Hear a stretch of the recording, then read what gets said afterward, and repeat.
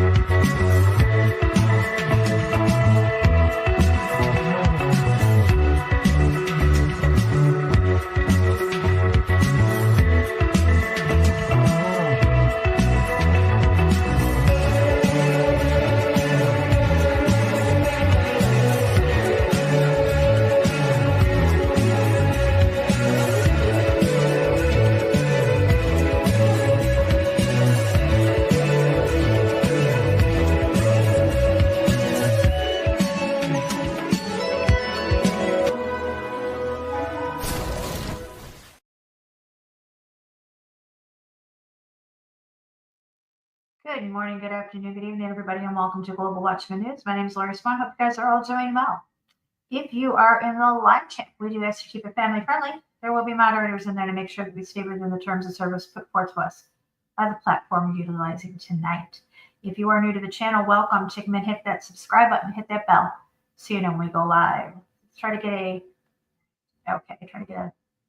make sure that my microphone is on here. Hope you guys are all well. Derek. How you doing, sweetheart? Let me add you as a moderator back. And there you go. You are just like that. Bing, you are a moderator. All right. This is going to be a real short broadcast tonight. Just trying to put something out there at least once a week to get ourselves back into the swing of things. I do have a lot of shows that I'm researching right now, doing some research on the things that that I've wanted to do for some years. So we'll be getting to those really soon. I do have to get back with to find out if I have a co-host or not. Hopefully he's still on board. So, all right. So what we want to talk about is AI. I'm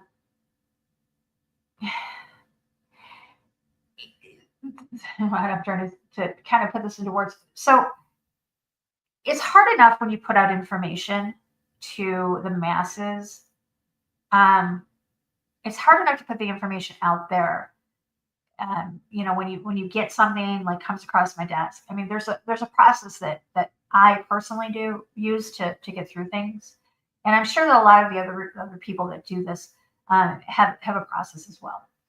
So when I find something or somebody sends me something, the first thing I do is I vet it. I make sure that it is it's accurate.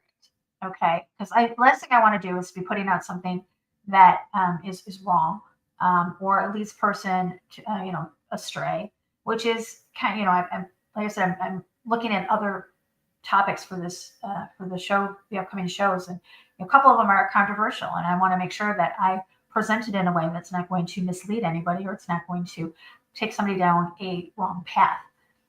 So when we have this information that comes across our desk, I want to make sure that we vet it properly. I want to make sure that all the sources are accurate, are dependable sources. I want to make sure that the information is up to date. It's not old. Because, I mean, we do run across some things, and we do have things that over time they change. So I just want to make sure that everything is up to date and accurate at the time we broadcast, or accurate at the time I post it, or accurate at the time I publish it. And so I found in probably the last few months, I don't know, maybe I know that my attention has been brought to it in the last few weeks, is that it's harder to vet these things. It's harder to find out if something is real or true because of the AI, because they are computer generated images. And unfortunately, a lot of people I've noticed are falling for it. They're thinking that this stuff is real. One in particular, there's a page on Facebook. I'm trying to remember, End Times something, and they're putting these images out there, and depicting them as real, as they are depicting them as, how do I say, as real. Yeah, they're depicting them as real. They're telling people, or they're not actually telling people anything. They're just putting it up there, but they're putting stuff up there and saying, that implying, okay, they're implying that it's real, and it's not. I can tell you it. A lot of the things it's not. So that's the one thing I'm really finding difficult for people that do what I do. I'm going to pull up my Facebook page just to kind of show you what I'm talking about.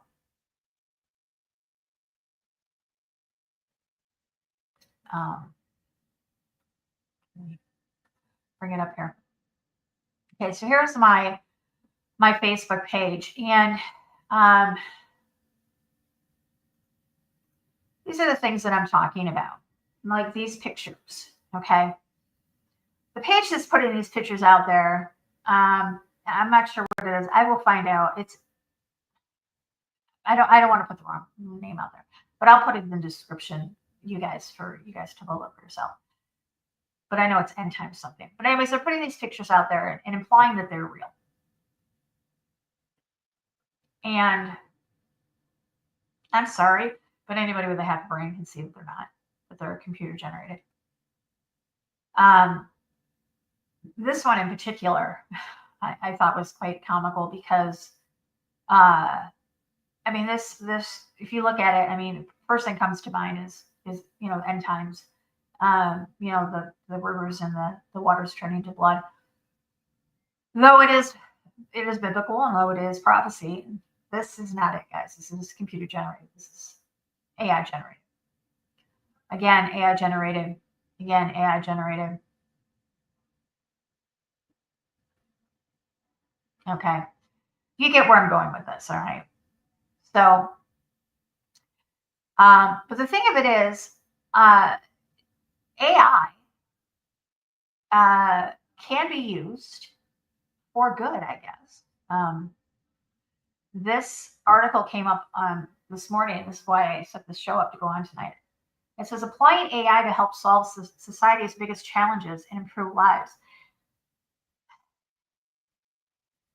Forgive me for thinking that if we allow AI to have too much control over us and over our lives, over society, we're going to set ourselves up for some big challenges in the future.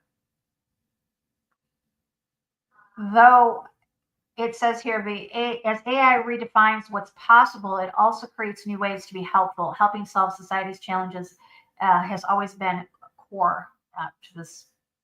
This is in particular, this is Google AI.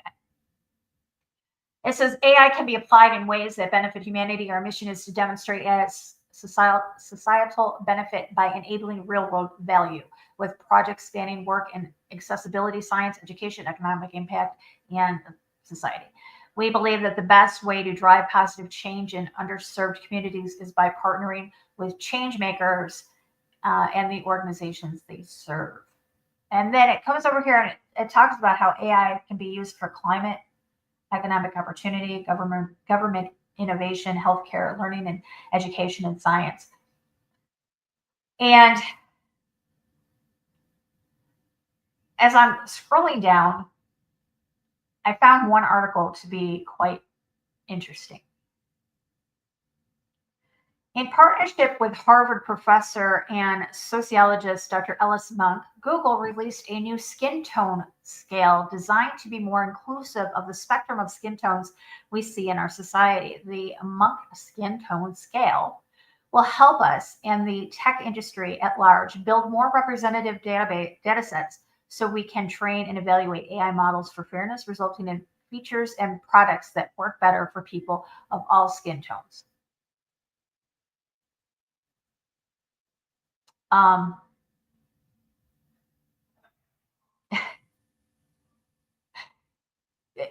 I work just fine with the technology that I have, whether I'm purple, blue, orange, polka dotted, whatever.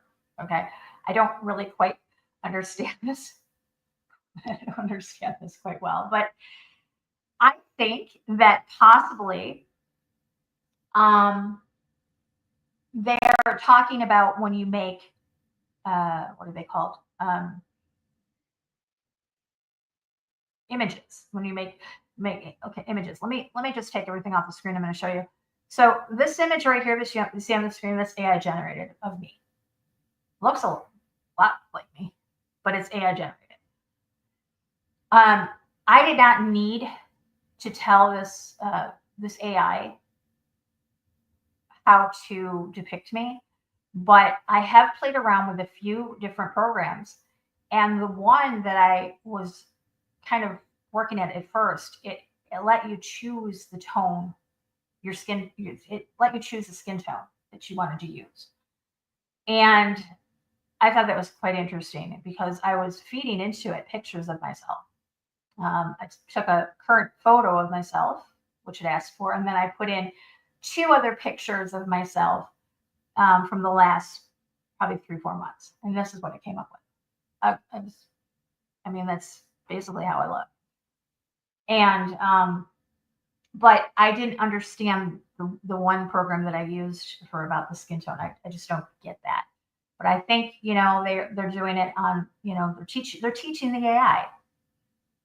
The AI is learning from all of this stuff. So maybe that's what they're talking about. I don't. But it says other here, language inclusion, which I think that's great because there's a lot of programs out there that aren't language inclusive. And I've noticed, because I do look to see what languages are available to programs that I use, even though I'm not going to be using them. I just like to know how far I can come. But it says there's over 7,000 languages spoken around the world. To date, a few of these languages have been well represented online to capture the diversity of how we communicate globally. Google has built an AI model to help people connect and better understand the world around them. I think that's great. I think that's like wonderful. Flood forecasting, I think that's great. Greenlight, which is a AI tool that measures driving trends for intersection development. I think that's wonderful for these different cities, as long as they don't use it to, to create the smart cities, and which is probably what they're going to do. Wildfire tracking, that's great. Project Contrails. We're working with the airline industry to develop contrail forecast maps using AI-based predictions, allowing pilots and airlines to optimize routes that avoid creating climate warming contrails. You know, there's a difference between contrails and chemtrails, right, guys? Okay. And then calling our corals surf perch. Our AI model can expedite the process of finding solutions to preserve and restore coral reefs. I think that's fantastic as well.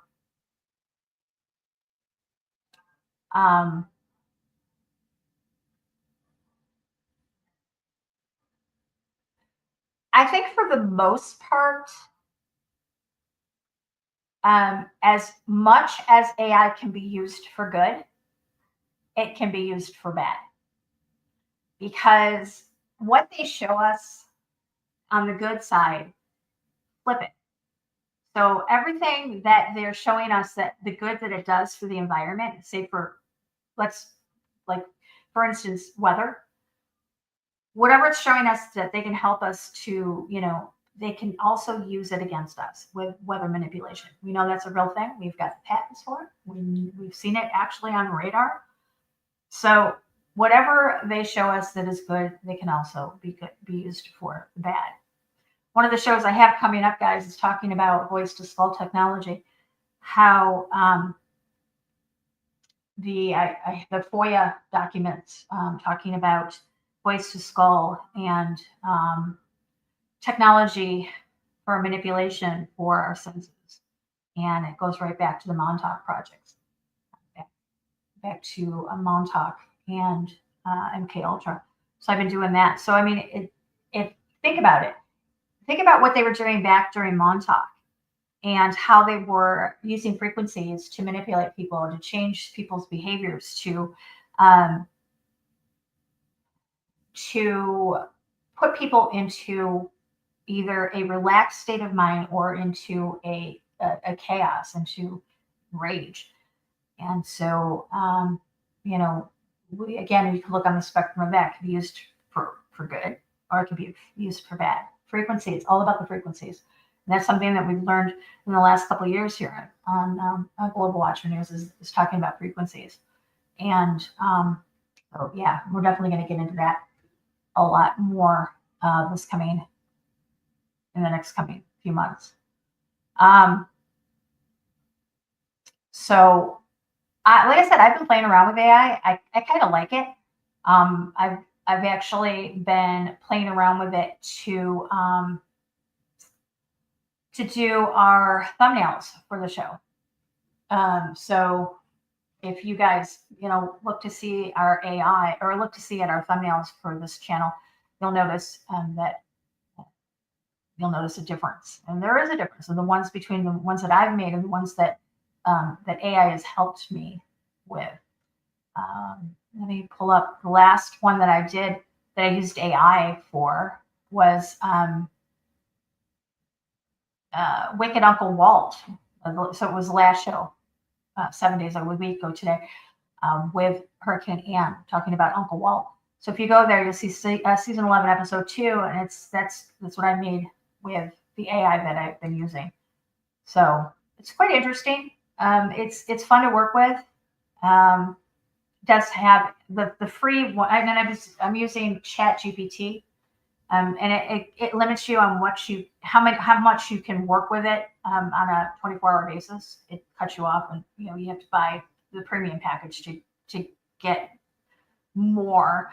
But for what I need it for, it's fine, the free package. So, but yeah, that's the one I've been using. But yeah, I mean, if you guys have anything to say about it, put it in the comments. I will get that in that Facebook page for you guys. It's new. End time something, I think. Something like that. End time. I don't know. I have to look it up on my phone. I don't have that Facebook account on this computer. So we're definitely using frequency. Yes, Eric, they are using frequency on us. But it is. It's all about the frequencies. And I noticed something in the last few months. Shutting off your Wi-Fi at night benefited me a lot. I didn't have the ringing in my ears. I slept a lot better when I did sleep. It was a peaceful sleep. So turn your phone off. Don't put I didn't even have the phone in the same room as I slept. I used to charge it out in my living room away from my bedroom, shut off my Wi-Fi, turn my phone off and put it out to charge in the other room. And I slept a lot better. So try it and see if you guys have the same results as I did. So. All right, guys, that's all I've got for us tonight. I would stay on here longer, but I've been working all the afternoon and just got home, and I'm going to go spend some time with the hubby. So I will see you guys. I'm not going to give you a time because I don't know, but it will probably, because it's the July 4th weekend. It's my birthday weekend too.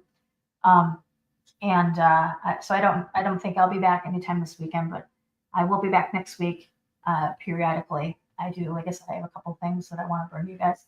And hopefully next Wednesday, we can get Big John to come on with us and we could talk about Mars. Because that's the first thing I want on my list of shows to do with him is Mars. So keep checking the channel.